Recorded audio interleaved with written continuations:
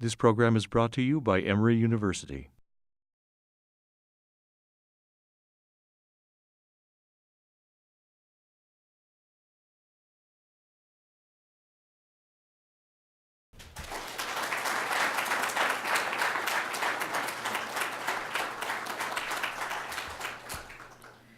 Well, thank you all very much for coming this evening. I know that you all have a number of things to focus on and work on, so I really appreciate your attendance this evening.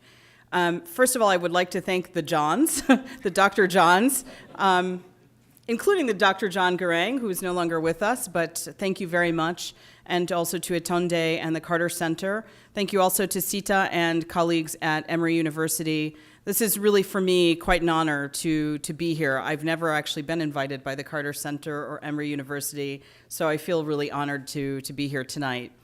I'd also like to thank my son for allowing me to do this kind of work, because the sacrifice is largely on my family. So thank you, Marius, for allowing me to be here, and thanks for coming with me. I am not going to talk long, because I think it's really important that we have the exchange of thoughts and dialogue. But I wanted to just sort of run through a few topics and just to give you a sense of where I'm going. I will start with the fact that independence is not a panacea.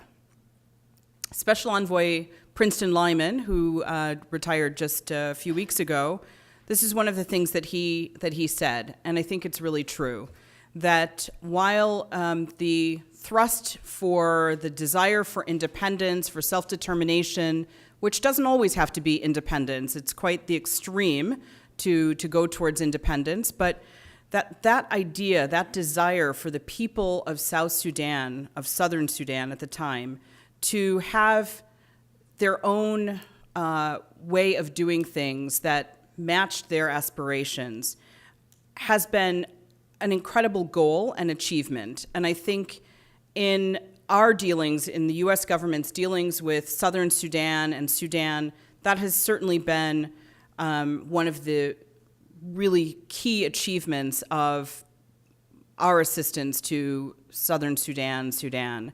The fact that it was peaceful and it was fair, people were not, the rights weren't violated. I think a lot of people were very surprised. Unfortunately, we're seeing the after effects that do demonstrate that independence alone is not a panacea. You do still need, I've forgotten all the things that I said, of course, during my hearing, but it is true. All of the things that the CPA aspired to do still apply to South Sudan, even though it's now an independent country. Internal governance issues are a struggle. The SPLM itself, the Sudan People's Liberation Movement, yes, it is the head of government, the main political party, but there are others who would like to have a voice, and those voices are being largely silenced. The extraordinary convention for the SPLM was supposed to have been held in February, then in March, then sometime in April, and now big question mark about that date. We don't know when the extraordinary convention will be held. Now, the reason for the convention is not the normal things that you would have a party convention for. It's really to approve the new documents that should be the ruling documents of the party, the internal party constitution, bylaws, rules and procedures, and ethics organizations. Unfortunately, they have been unable to get to this process because there are a number of people who do not want the internal SPLM constitution to be changed. And for us, I think for the US government, certainly for the Carter Center, and most people striving to help countries improve democracy, if your political parties don't have internal democracy, it's very difficult to see how they will be democratic towards the rest of the country. So this is something that is really critical to us. Unfortunately, right now, the people who want to run for the next president, who want to contest in the elections that should be held in 2015, are trying to make that known during this time right now, which is supposed to be about the internal governing documents of the party.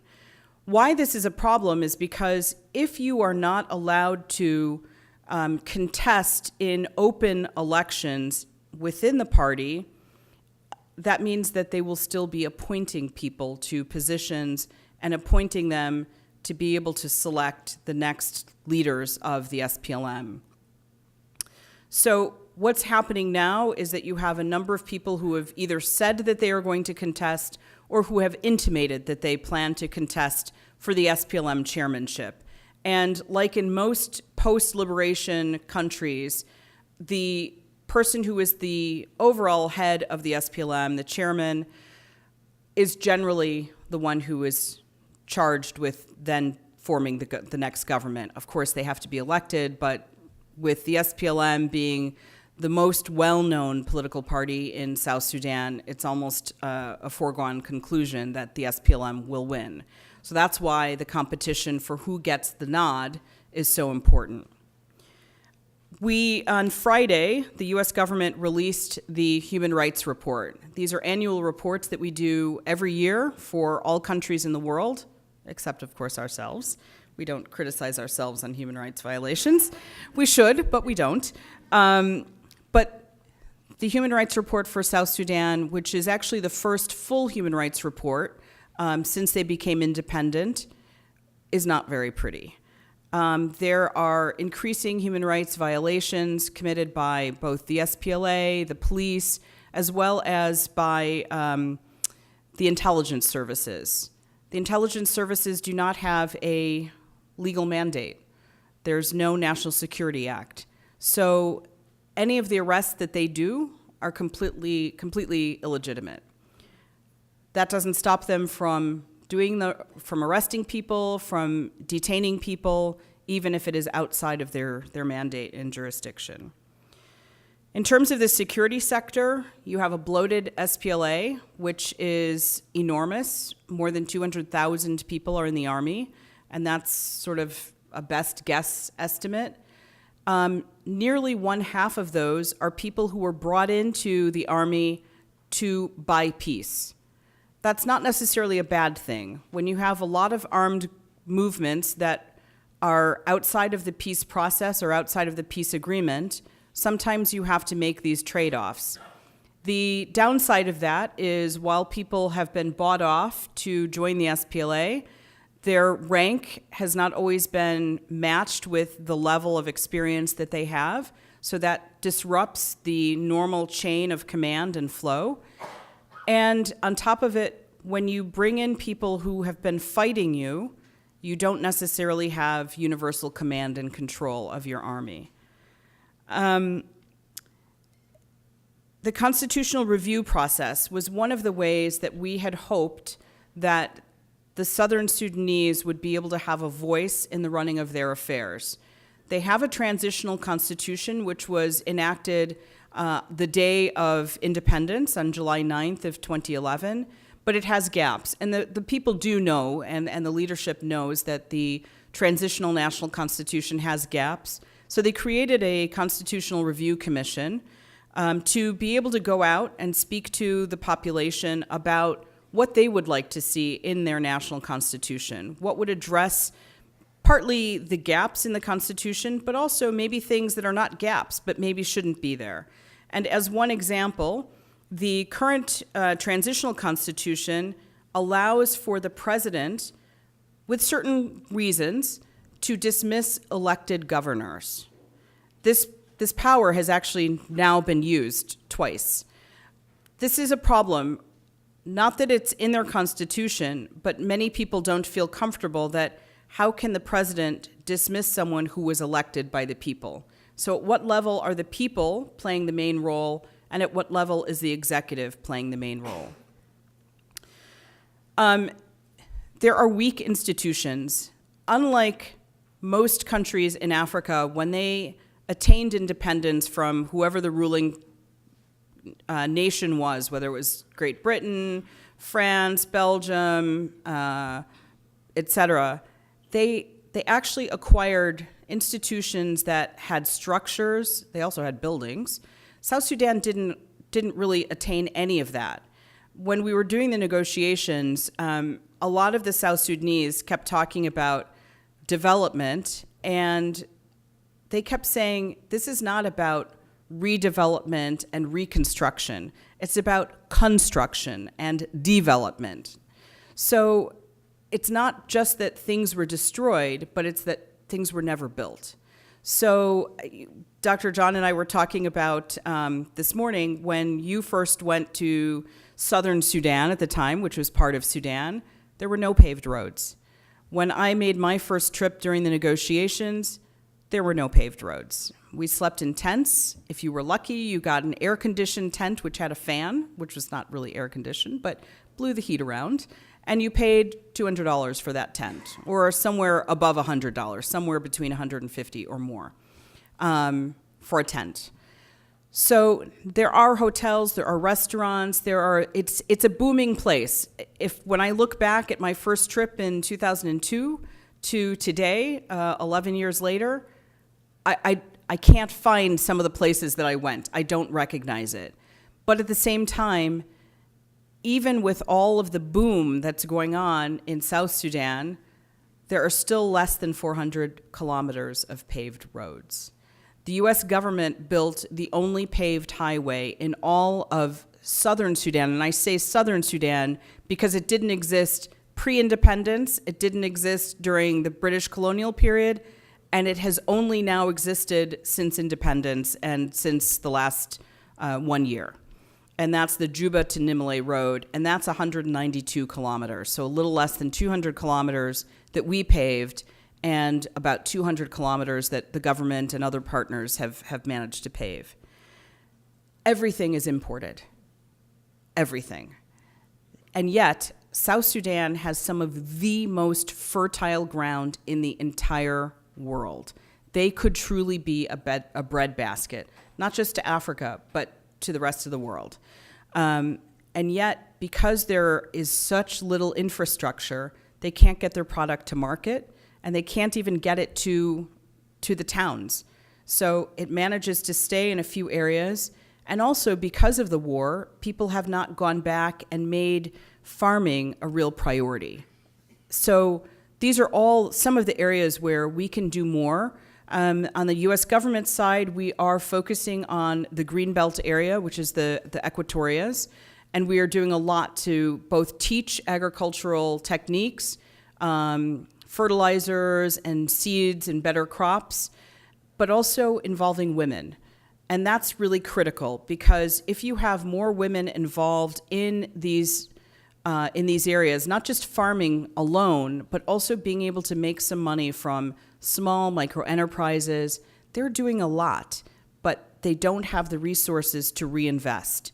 And so through some of our micro enterprise programs, we're able to give these women just small startup funds that they then borrow amongst each other, and the repayment rate is almost 100% everywhere, not just in one little location, but everywhere that these SME programs are going on.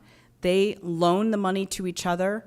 They buy a sewing machine or needles or the cloth, the fabric that they need, and they then pay it back, and the rest of their community of women can use it for the next thing. So some of them are making bread or doing small bread projects. Some of them are making crochets and fabric, sewing. So lots of different enterprises. Reconciliation is another issue that was prominent during the peace talks, but never really got off the ground. Some of you have probably heard that there was recently a presidential decree stopping the reconciliation process that was sort of started by Vice President Riek Machar from going forward.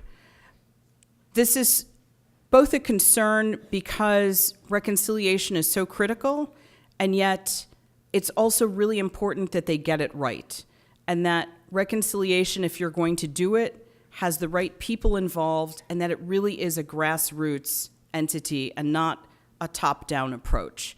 Rather than approaching the churches, the various communities, civil society from up here and saying you will participate, but rather bringing them on board from the beginning and asking, how do you see this? The church is always, the church is, and I say the church sort of universally, but the church has played a really important role during the whole years of the wars, and can continue to play a vital role along with civil society and other actors in helping to make reconciliation real and a legitimate process. Let me just briefly talk about Sudan and South Sudan relations, and then the last bit I will talk about are sort of investment opportunities. South Sudan relations are, for the first time in a long time, on the right track.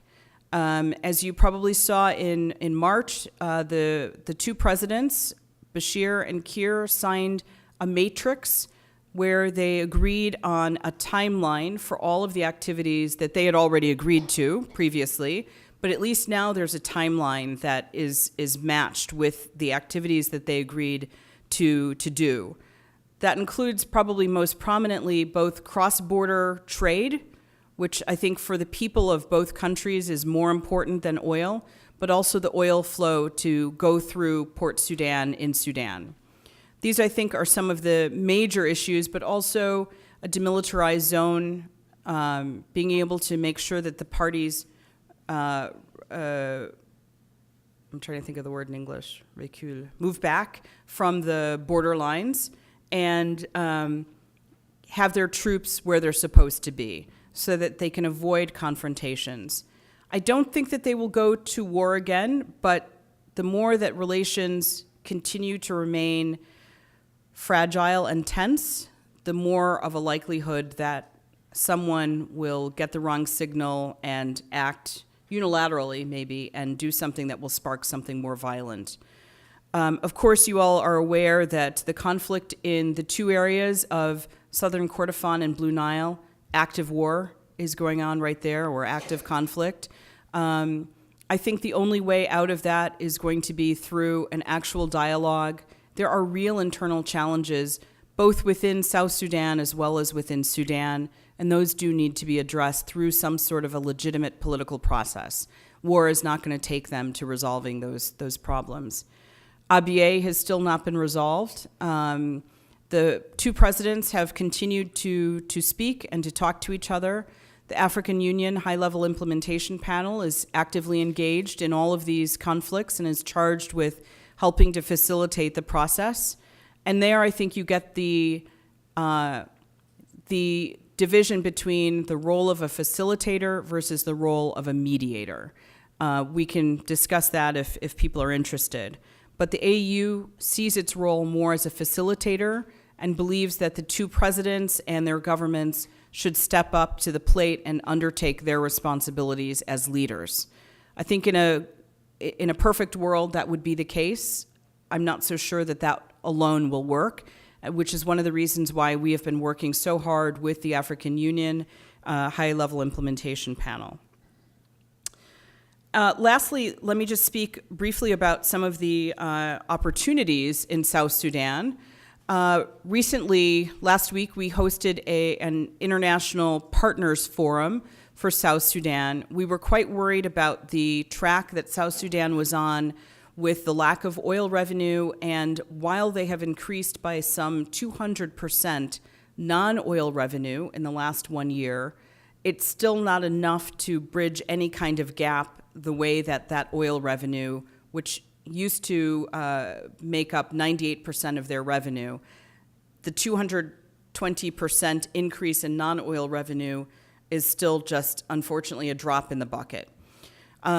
So we were quite concerned, even though they have managed to stay afloat, frankly, longer than anybody expected, but nonetheless, it's still very fragile. And if they were to continue along this path without receiving the oil revenue, they're borrowing against their future. And how long can you do that? How long can you do internal borrowing from your central bank or printing money?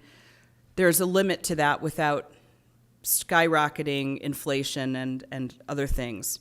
So we hosted a partners forum where we were really trying to think outside of the box, and not just with the traditional donors like the European Union and the United States and the United Kingdom, but with also the non-traditional donors, South Africa, Japan, China, Turkey, Kuwait, and others, to see what it is that they can also contribute, that sometimes just because we don't know that they're operating in this environment, we don't talk to them about how they plan to go forward with their own development agenda in country. So this was an opportunity for us as donors bilaterally and along with the international financial institutions like the World Bank, the IMF, and the African Development Bank to try to all get onto one harmonious page of, I don't like to use that phrase because I'm a page, so it's sort of like, I don't want people jumping on my back, but, so if we could get at least together and find a way that we could mutually help each other with some creative methods of assistance, that could be really beneficial. And we were able to do that in country in South Sudan, bringing the government on board with how we intended to do that, along with all of these different non-traditional donors and traditional donors to support a new kind of funding mechanism that would be a way forward for the government to not have to use all of its revenues to support some of the areas that the donors could perhaps provide some relief from, such as education and health. So that's moving forward. In addition, on the second day, we did an investment forum, and we broke out into some of the sectors that are really key.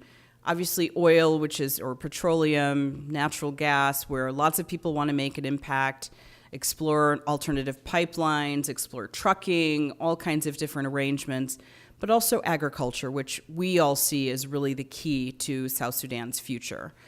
And importantly, in this context, something that we had been working for several months with the government of South Sudan was the OPIC investment treaty. And we were able to sign that last Wednesday. And so OPIC is now fully open for business in South Sudan, and they launched their first project, which is to build a 4-star hotel in Juba, which may sound like, well, do we need yet another hotel?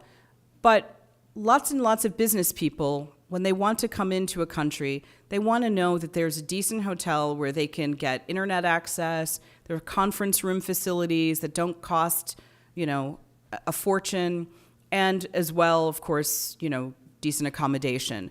So this is the first project that's going to go forward. But what's more important about the OPIC investment agreement is that OPIC provides political risk insurance. So along with providing loans to business people that have a U.S.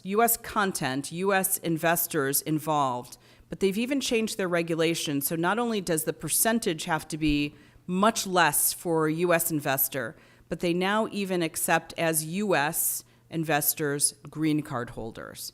I think that's really critical because some of the South Sudanese diaspora, some of you who are here tonight, who may or may not be citizens but who may be green card holders, would love to be involved in some of these investment opportunities, but you're afraid that you may not be able to repatriate your money. This is exactly what OPIC is there for, is to provide that kind of political risk insurance so that you have confidence in going into this market that is still new. So I think that's a really positive area. Of course, with the investment opportunities is diversification of the economy. South Sudan knows that they need to do this. They're working on it. They're working on trying to put in place their legislative framework. It's slow going. The capacity is tapped out. You have ministers who are very smart, very engaged, but they're not only ministers of their ministry, but they're also charged with the negotiations in Addis Ababa. They're also involved in the movement, in the party.